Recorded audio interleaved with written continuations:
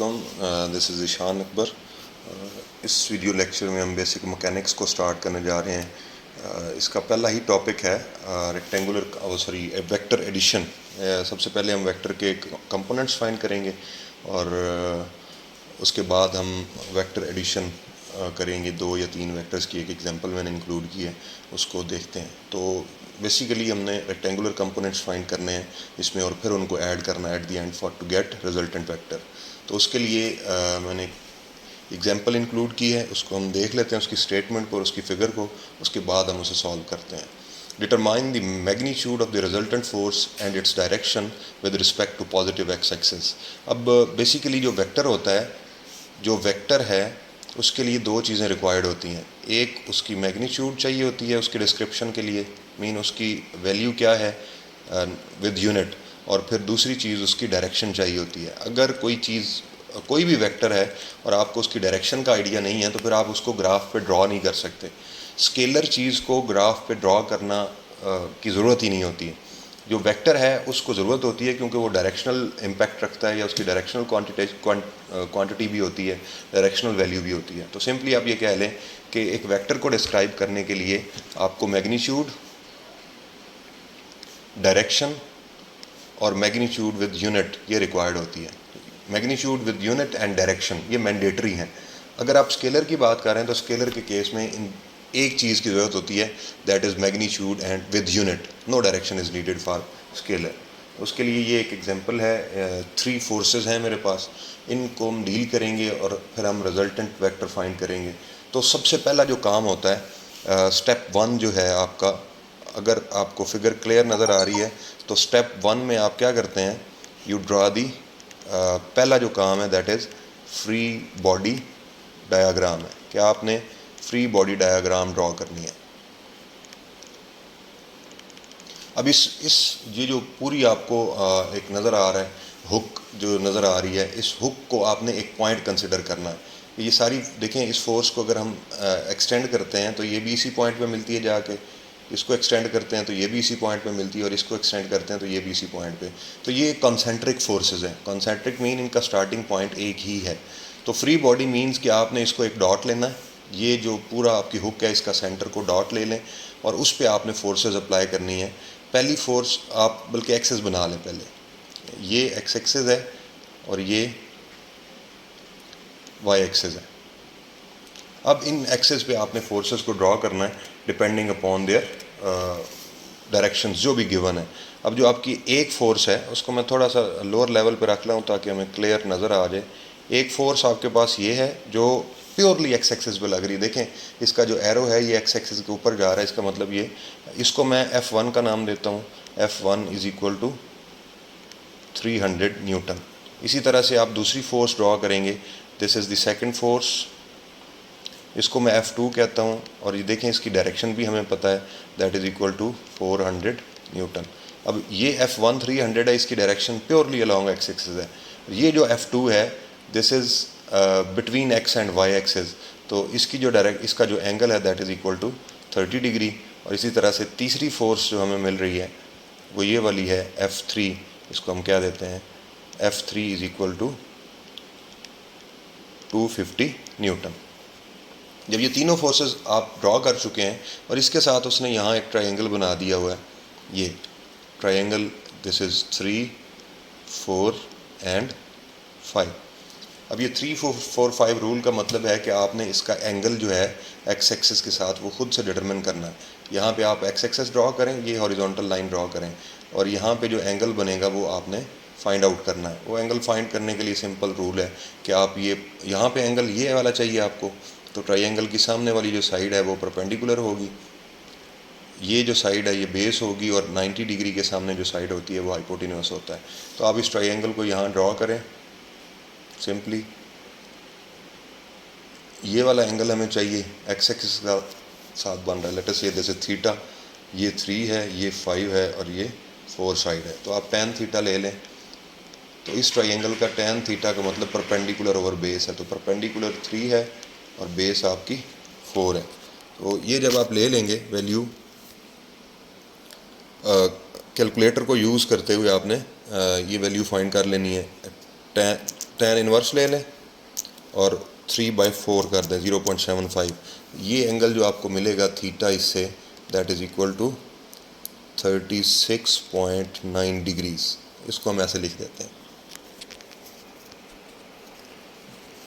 जब ये एंगल आप डिटरमिन कर लेंगे तो फिर आपका क्वेश्चन समवट इजी हो जाएगा। इसके अब आप कंपोनेंट्स भी फाइंड कर सकते हैं। 36.9, अब आप बेशक इस 3, 4, 5 को ख़त्म कर दें। अब जब ये एंगल्स और 3 फोर्सेस हैं, तीनों की डायरेक्शन आपको पता होनी चाहिए। अगर आपके पास सारी फोर्सेस गिवन है, आपने रिजल्टेंट फाइंड करना, तो उसके लिए हम फ्री बॉडी डायग्राम को अब ड्रॉ कर लेंगे। एक ये है, एक ये फोर्स है और एक ये फोर्स है। इसके साथ आप अपने एक्सेस भी शो कर दें। ये आपका एक्स एक्सेस है और ये आपका वाई एक्सेस है। ये पॉजिटिव इस साइड पे, ये कन्वेंशनल यही है, इसका मोड तो यही लेते हैं। This force is 300, 400 and 300 newton. F1 है, F2 is equal to 400 newton and F5 is equal to 250 newton. अब जो इनके एंगल्स हैं वो भी आपने नोट डाउन करने हैं। ये एंगल 30 डिग्री है इसका, और इसका जो हमने एंगल फाइंड किया है नेगेटिव एक्स एक्सिस के साथ, दैट इज़ इक्वल टू 36.9।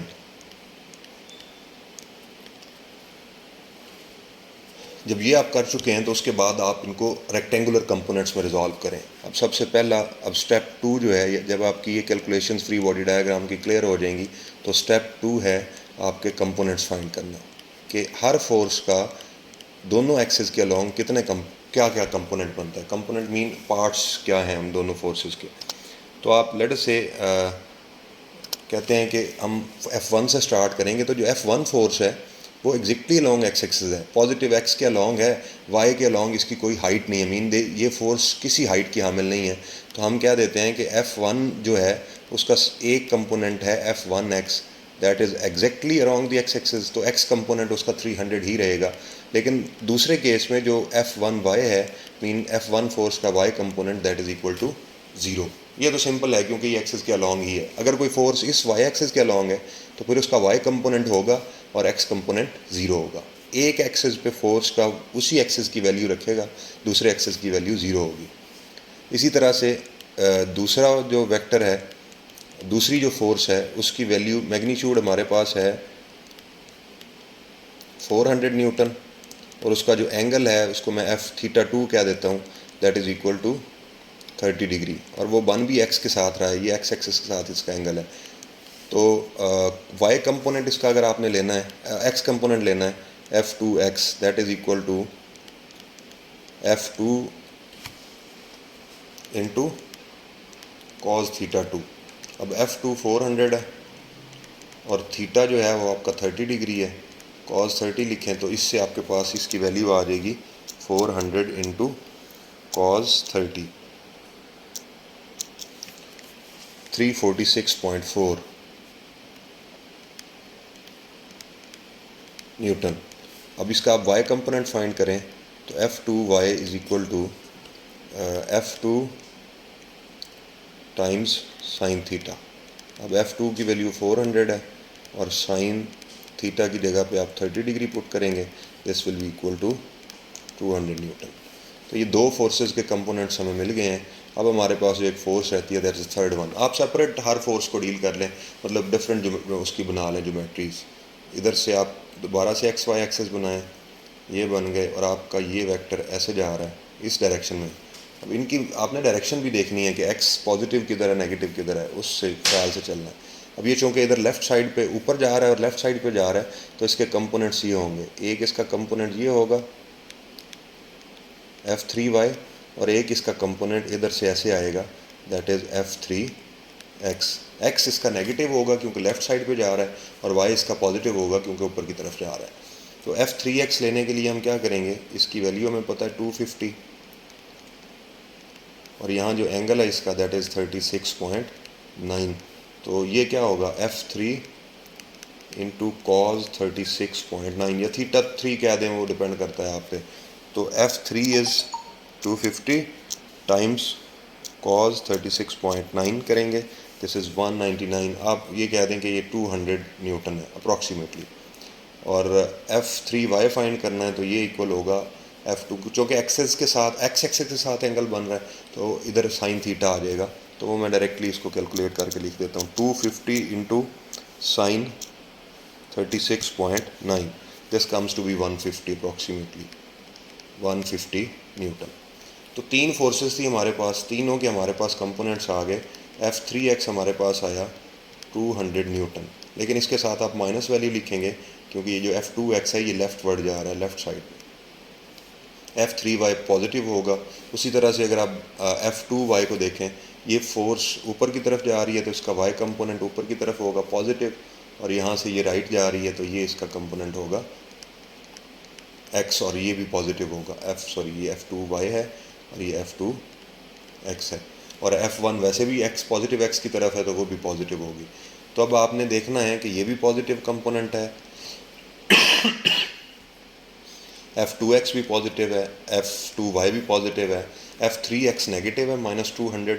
ये आपने यहाँ नहीं माइनस लिखना, 200 यहाँ नहीं लिखेंगे।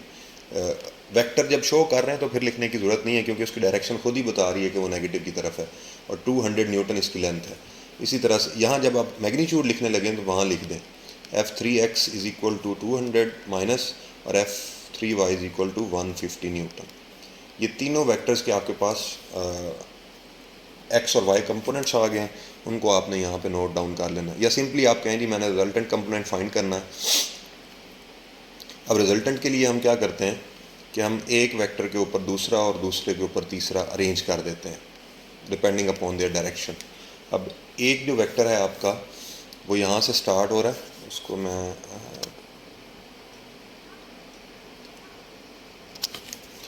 एक वेक्टर आपका यहाँ से स्टार्ट हो रहा है इस रीजन से, और वो इस लाइन को फॉलो करता है और यहाँ तक जाता है F1 is equal to 300 Newton.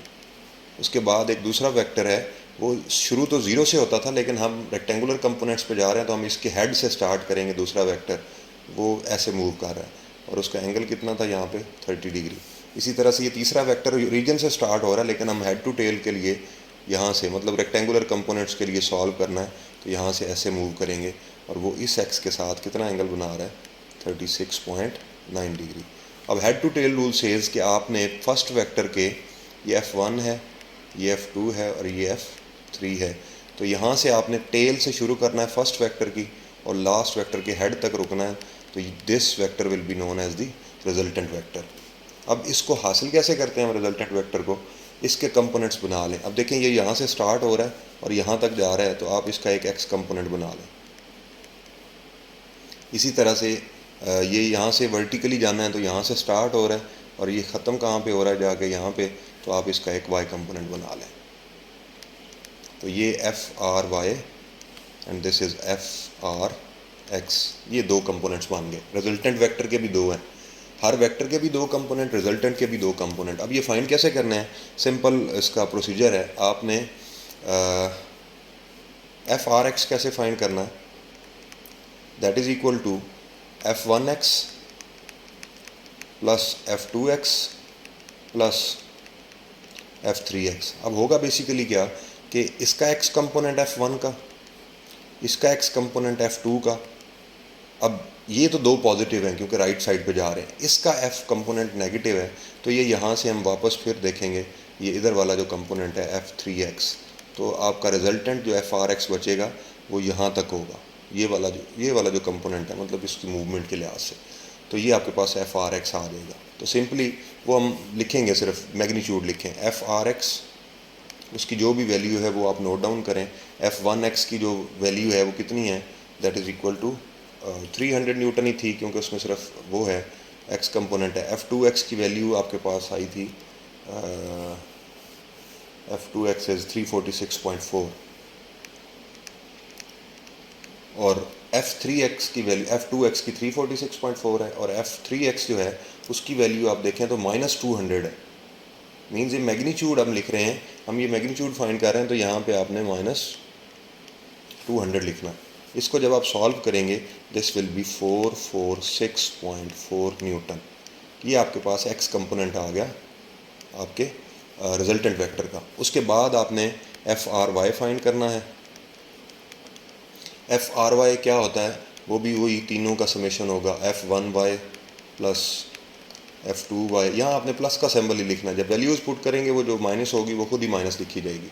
अब एफ आर वाई में तीनों का, एक का इसका ज़ीरो कंपोनेंट है, डायरेक्शन लिखने की ज़रूरत नहीं है, प्लस माइनस बस ज़ीरो ही लिखेंगे। एफ टू वाई किधर जा रहा है, यहाँ से देखें ये टू फोर्स है तो इसका कंपोनेंट ऊपर की तरफ जा रहा है, ये पॉजिटिव है एंड इट्स वैल्यू इज़ 200, वो लिख दें 200। और थर्ड वाला का कंपोनेंट, तीसरी का भी कंपोनेंट ऊपर ही जा रहा है फोर्स का, तो उसको भी आप लिखेंगे प्लस, दैट इज़ 150। तो जब आप इसको ऐड करेंगे this will be equal to 350 newton. अब ये आपके पास कंपोनेंट्स आ गए हैं, हमें तो कंपोनेंट्स मिले हैं। अब हमारा क्वेश्चन क्या कहता था, magnitude of the resultant force find करें।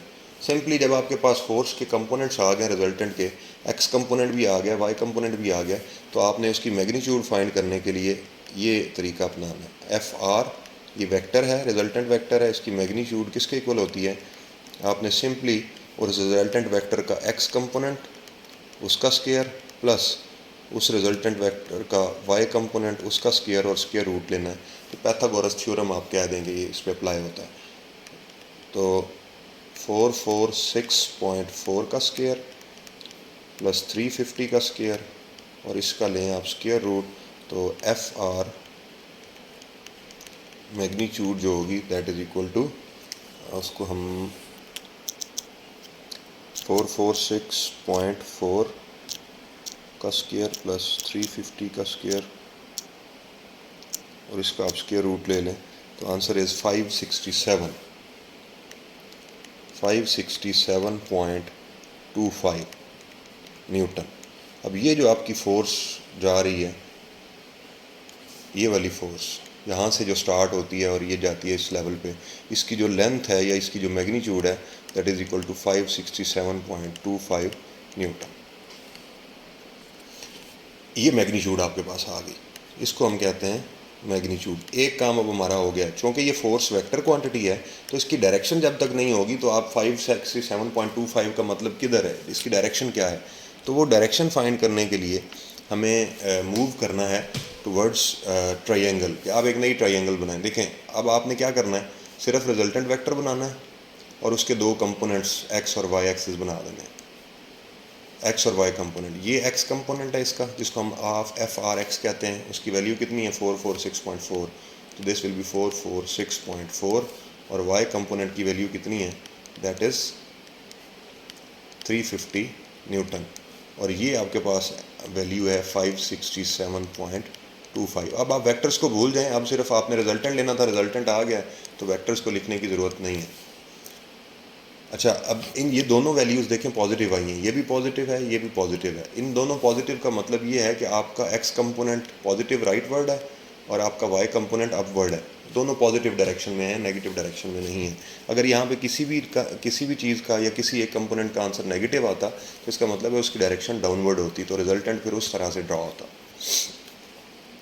अब हम इसका एंगल फाइंड करेंगे, सॉरी ये वाला एंगल कितना बनाता है, क्योंकि उसने हमें कहा है कि पॉजिटिव एक्स एक्सिस है। अब ये आपका पॉजिटिव एक्स एक्सिस होता है, इसके साथ काउंटर क्लॉकवाइज डायरेक्शन में, ये काउंटर क्लॉकवाइज डायरेक्शन है, तो ये resultant vector positive x axis के साथ काउंटर क्लॉकवाइज कितना एंगल बनाता है, ये थीटा फाइंड करना है। तो यहाँ ये थीटा है, थीटा के सामने वाली जो साइड है उसको आप परपेंडिकुलर कहते हैं, ये 90 है, इसके सामने वाली जो साइड है वो हाइपोटेन्यूअस है और ये वाली साइड है बेस है। तो आप सिंपली क्या अप्लाई करेंगे, टेन थीटा अप्लाई कर दें, तो टेन थीटा इस ट्रायंगल पे, रिजल्टेंट ट्रायंगल पे, tan theta is equal to perpendicular over base. अब परपेंडिकुलर कितना है 350 और बेस कितनी है 446.4।